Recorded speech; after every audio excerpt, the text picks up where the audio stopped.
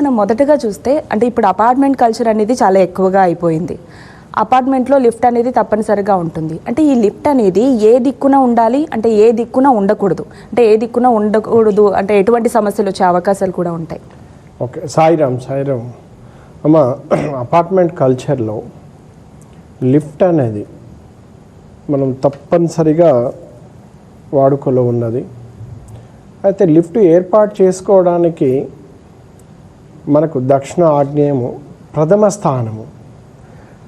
దక్షిణ ఆగ్నేయంలో పర్ఫెక్ట్గా మనం లిఫ్ట్ ఏర్పాటు చేసుకొని, మన కెపాసిటీ తగ్గట్టుగా లిఫ్ట్ని ఏర్పాటు చేసుకొని, దాని తగ్గట్టుగా బాల్కానీ ఏర్పాటు చేసుకోవడం వల్ల ఎటువంటి దోషములు ఉండవు. అలాగే దక్షిణ మధ్య భాగంలో కానీ పశ్చిమ మధ్య భాగంలో లిఫ్ట్లు ఏర్పాటు చేసుకోవాలి.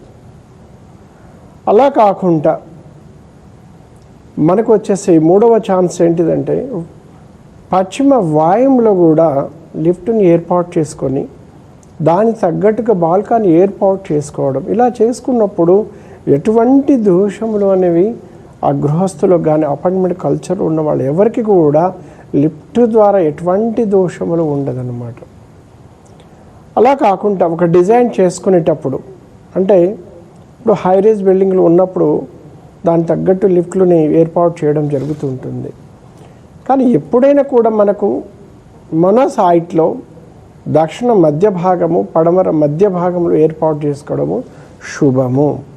ఎందుకంటే యమస్థానములో లేక వరుణస్థానంలో లిఫ్ట్ ఏర్పాటు చేసుకోవడం వల్ల ఎవరికి ఎటువంటి వాస్తు దోషాలు పీడింపబడవు.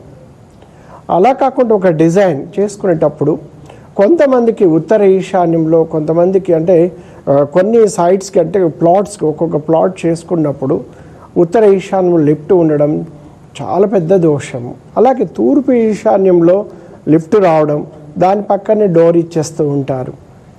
ఇలా ఉన్నప్పుడు మృత్యు పీడలు, యాక్సిడెంట్స్లు, ఇన్సిడెంట్, అలాగే తలకు సంబంధించిన గాయములు, తెలిసి తెలియని తలకు సంబంధించిన ఎన్నో రకములైన ట్యూమర్ సర్జరీస్, ఇలాంటి ఎన్నో రకములుగా జరుగుతూ ఉంటాయి. అందుకని ఎట్టి పరిస్థితిలో ఇలా ఉన్నప్పుడు తప్పనిసరిగా ఆ ఇల్లుని మార్చుకోవడము. ఎందుకంటే మనము మన పిల్లలు మనం గొప్పవాళ్ళం, ఇల్లు గొప్పది కాదు, మనం బాగుండాలి. ఒకవేళ తప్పనిసరిగా పీడిస్తూ ఉంటే వాటిని అష్టదిగ్బంధనతో పరిష్కారం చేసుకోవచ్చు. ఇక మనం